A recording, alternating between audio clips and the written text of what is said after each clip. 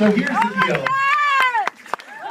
Here's the deal. These guys have been stuck staring at my face and answering my questions for days, okay? I've run out of questions at this point. So I'm really going to rely on you guys. Also note that, yeah, take out those cell phones because we're doing something really cool on Instagram. So if you take a photo, you post it on Instagram, you use the hashtag, the host LA, we're going to print these photos out there. Plus, they're going to go up on a gallery at celebbuzz.com, so you can get them from there as well. So enjoy that. But here's the deal. We want your questions. You just saw the movie. You guys, this is so cool. You get to see these guys here in person. Ask them a question. We have people running around the audience. So just raise your hand if you want to ask a question.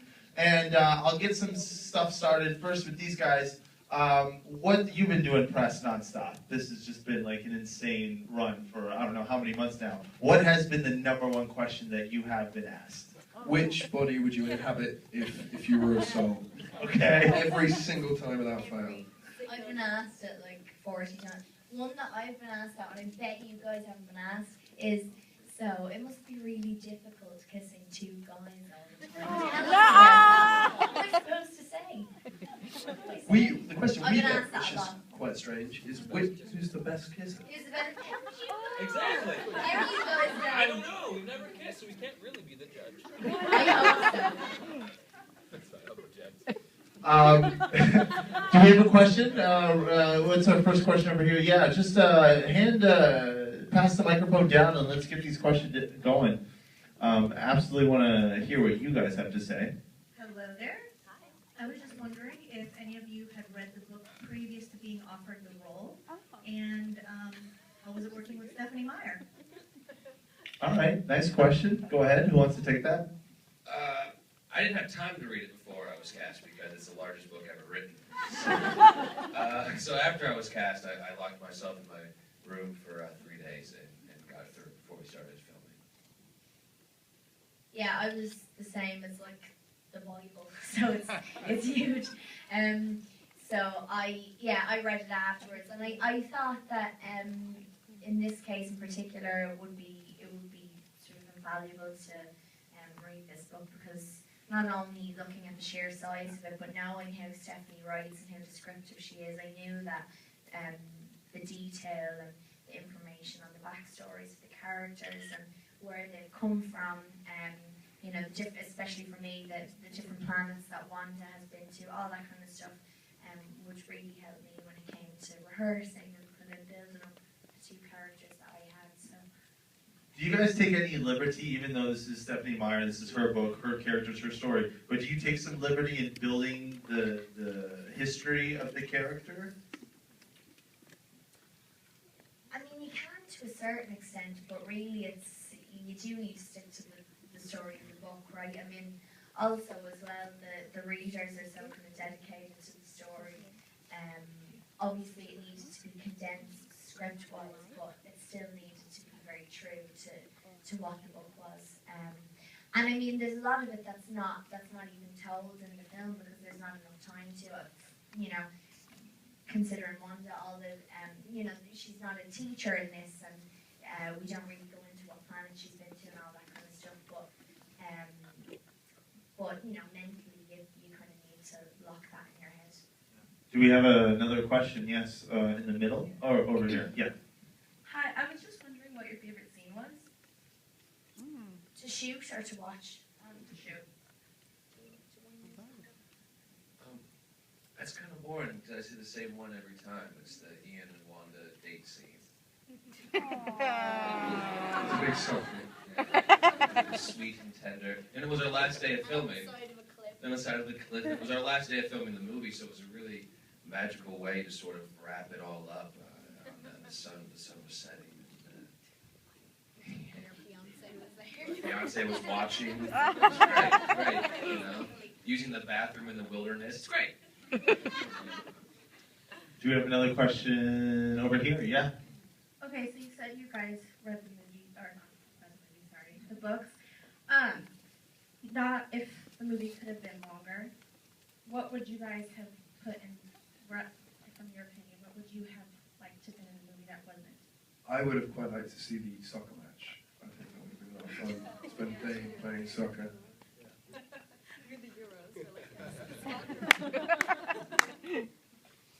Diane, I want to ask you a question, and I had a chance to ask you this over the weekend, but I don't think we had a chance to air it during the live red carpet. But the fashion, I know you're into fashion, and this there's a very specific fashion in this film. I feel like everybody shops at Banana Republic in the future, right? Yeah, and they definitely figured out how to do laundry, you know, in the desert. Right, all white in the desert, always looking clean. Please, I mean, I can't get past dinner without spilling something on my pants. Well, neither can I, so it was a bit of a pain, trust me.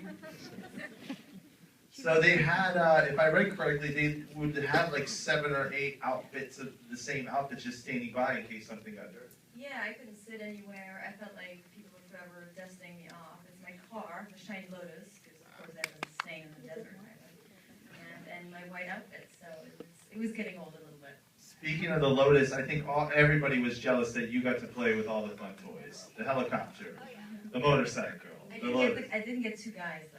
That's the only thing. So, you know, the toys are fun and all, but. We got another question over here. Hi. If you could play any other character besides your own, who would you play?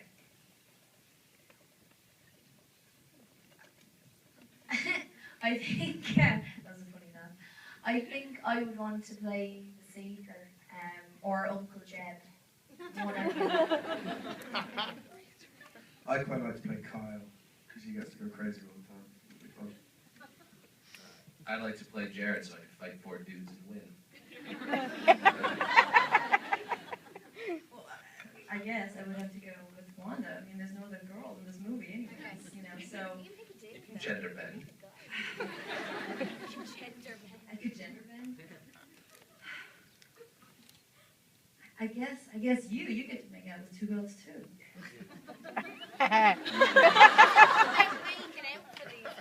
Well, what else is the point of?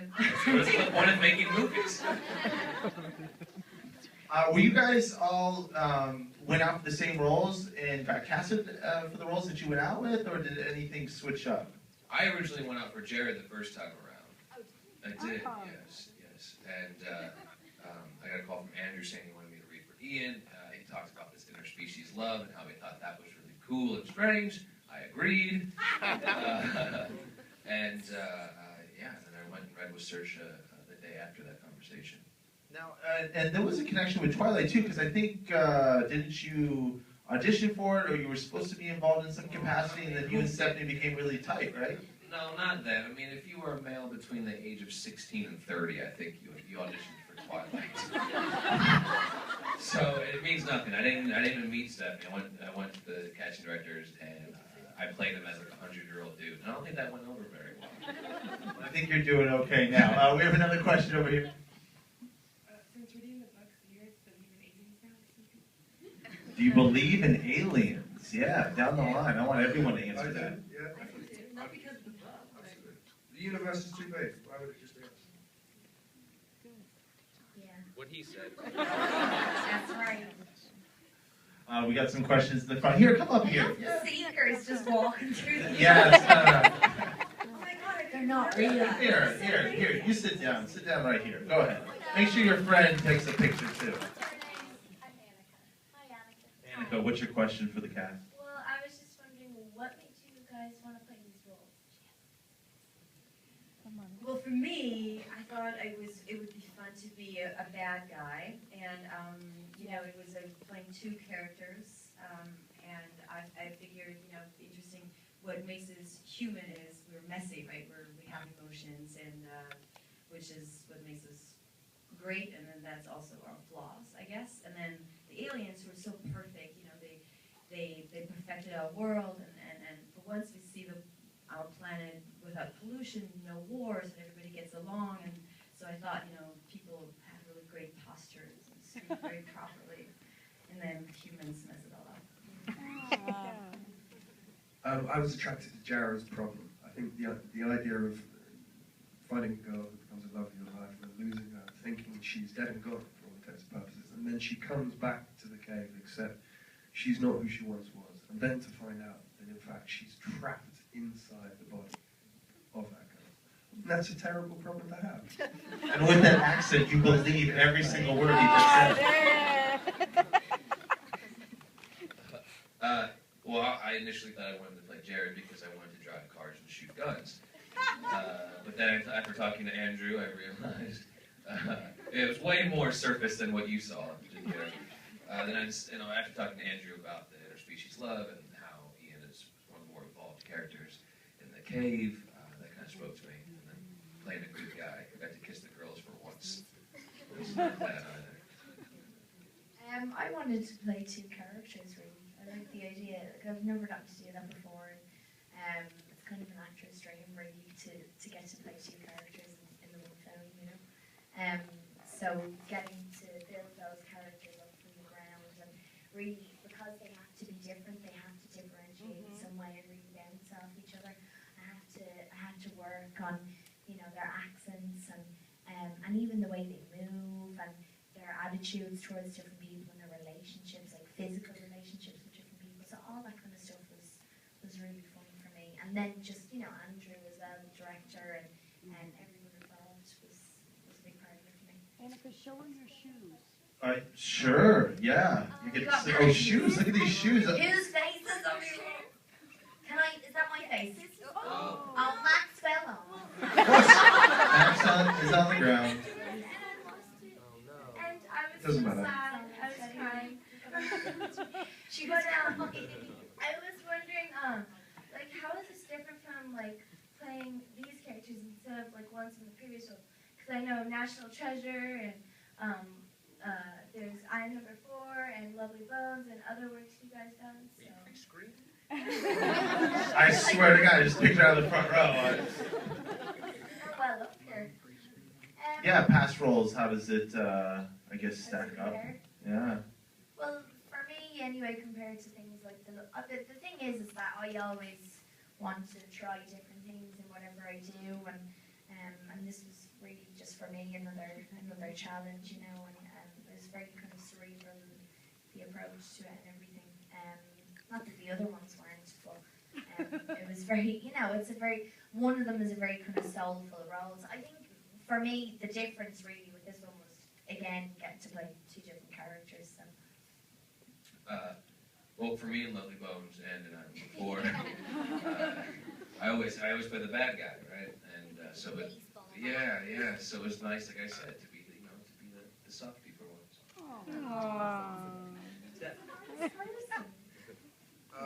My only other film previous to this is Red Riding Hood. That's horses and swords.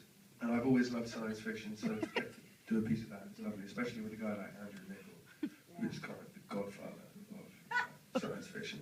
So yeah. I've done a bit of TV, a bit of theatre. Everyone movie, cheese.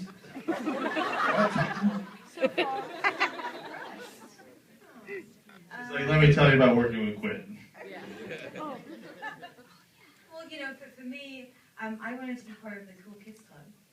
I'm like the old woman in this movie. But no, I'm kidding. But it's I love Stephenie Meyer. I love Twilight. It appeals to my inner teenage girl. And I love Saoirse actually. And we had such a great time playing this. And it's really fun. Every movie, every director's a different story. In one film you kill Hitler, the other one, it's just different lives, and so I don't know. I love sci-fi. I've always wanted to be either a monster or Princess Leia, really. Well, we got some new Star Wars that are coming out. You can maybe get involved with that. All right, we have another question over here on the left. Hi, I was wondering, how awkward was it having a camera literally inches from your face while you're having your internal monologue going on? And you For me, is it? Yeah, blankly staring off into space while the camera's rolling and you're supposedly having... I hope it wasn't too blankly. No expression. Nothing going on there. I'm just saying. I know what you mean. What was going Yeah. through your mind while the camera right here? It was fine. I mean, to be,